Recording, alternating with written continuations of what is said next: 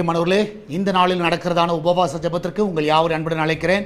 இன்று காலை சரியாக 10 மணிக்கு நம்முடைய ஆலயத்தில், எஸ்தர் பிரேயரோஸ் ஆலயத்தில் உபவாச ஜெபம் நடக்கிறது. கலந்து கொள்ளக்கூடிய எல்லா பிள்ளைகள் வந்து நேரடியாக வந்து பங்கு பெறுங்கள், குடும்பமாய் பங்கு பெறுங்கள்.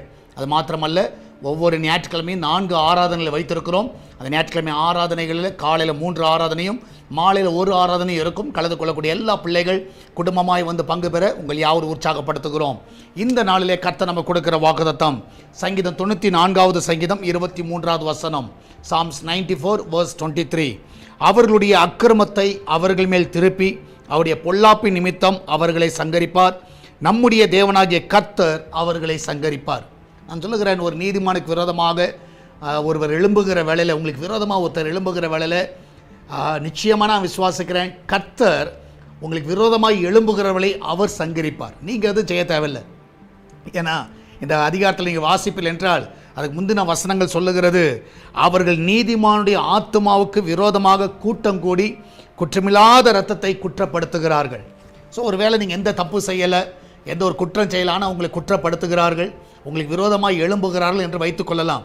நான் விசுவாசிக்கிறேன், அப்படி ஒருவேளை உங்கள் ஆஃபீஸில், உங்கள் குடும்பத்தில், உங்கள் வீடுகளிலே இதை நான் எந்த தப்பு பண்ணல, ஆனால் எனக்கு விரோதம் என்ன பண்ணுறாங்க, பொய்யாய் எழும்புகிறார்கள், பொய்யாய் குறை சொல்லுகிறார்கள், எனக்கு விரோதமாய் பேசுகிறார்கள். பல விதத்தில் நீங்கள் பாதிக்கப்பட்டிருக்கலாம். ஆனால் அவங்களுடைய அக்கிரமம் எல்லாவற்றையும் கர்த்தர் அவர்கள் மேலே திருப்புவார். அதனால் உங்களுக்கு எந்த பாதிப்பு இல்லை. கர்த்தர் உங்களை பாதுகாக்கிறவராக இருக்கிறார். நீதிமானுக்கு கர்த்தர் துணையாக இருக்கிறார்.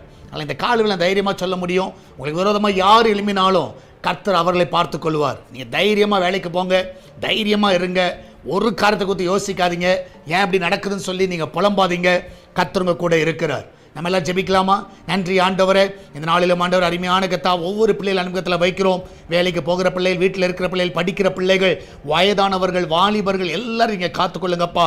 ஒருவேளை குற்றமில்லாத அந்த பிள்ளையோட வாழ்க்கையில் ஆண்டவர் அநேகர் குற்றப்படுத்தலாம், அநேகர் அவளுக்கு விரோதமாக எழும்பலாம், அநேகர் பேசலாம், தேவையில்லாத சண்டைகளை இடலாம்.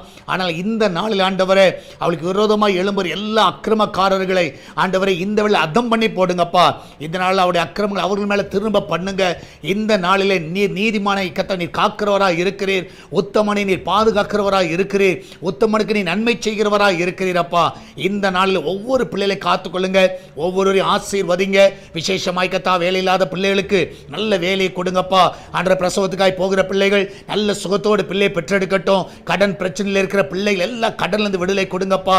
ஆண்டவர் விசேஷமாய் குடியில் இருக்கிற குடும்பங்கள் அந்த குடியிலிருந்து விடுதலை கிடைக்க உதவி செய்யுங்கப்பா.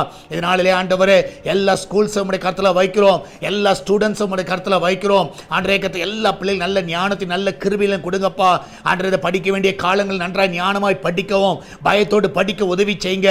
அவள் சொல்லிக் கொடுக்குற ஆசிரியர்கள் தேவையான கிருபை தாங்கப்பா. காலேஜுக்கு ஸ்கூலுக்கெல்லாம் போயிட்டு வர பிள்ளைகள், ஆஃபீஸ்க்கு போயிட்டு வர பிள்ளைகள் சுகபத்திரமாய் வீட்டுக்கு வரட்டும் அப்பா. எந்த ஒரு சேதமோ எந்த ஒரு உயிர் சேதமோ அந்த பிள்ளைகள வாழ்க்கையில் நடக்கக்கூடாதப்பா. ஆண்டவரே வாகனங்களில் போகிற பிள்ளைகள் ஆண்டவரே சுகமாய் வீட்டுக்கு திரும்பி வரட்டும். அவங்க போக்கியும் வரத்தை நீங்க காத்துக்கொள்ளுங்கப்பா. பிசினஸ் பண்ணுகிற எல்லா பிள்ளையோட பிசினஸை ஆசீர்வதிங்க. ஆண்டவரே நல்ல லாபத்தை கொடுங்க, நிறைய ஆர்டர்ஸை கொடுங்க. நீரே கூட வழி நடத்தோடுமா ஜெபிக்கிறேனப்பா. வெளிநாட்டில் இருக்கிற எல்லா பிள்ளைகளும் ஆசீர்வதிங்க, அவளை சுகமாய் தங்க பண்ணுங்க, எல்லா தீங்குக்கு விலைக்கு பாதுகாத்துக் கொள்ள வேண்டுமா ஜெபிக்கிறேன். விசேஷமாய் ஆண்டவரே இதனால் நடக்கிற உபவாச ஜெபத்திலும் அநேகரை கொண்டு வாங்கப்பா. கர்த்தருடைய வசனத்தை கேட்கவும், கர்த்தருடைய வார்த்தை கேட்டு பலனடையவும் நீ உங்களுக்கு உதவி செய்ய வேண்டுமா ஜெபிக்கிறேனப்பா. நீர் அப்படியே செய்வதற்கு நன்றி செலுத்துகிறேன். ஆசீர்வதிங்க. எல்லாவற்றுக்கும் மேலாக சால்வேஷன் டிவிக்காக ஜெபிக்கிறோம். அவருடைய தேவைகள் எல்லாம் சந்திங்கப்பா. ஒரு குறைவில்லாமல் நடத்துங்க. இந்த நாளில் வழிகளெல்லாம் திறந்து கொடுங்கப்பா. உங்களுடைய கரத்தில் முற்றிலுமாய் படைக்கிறோம்.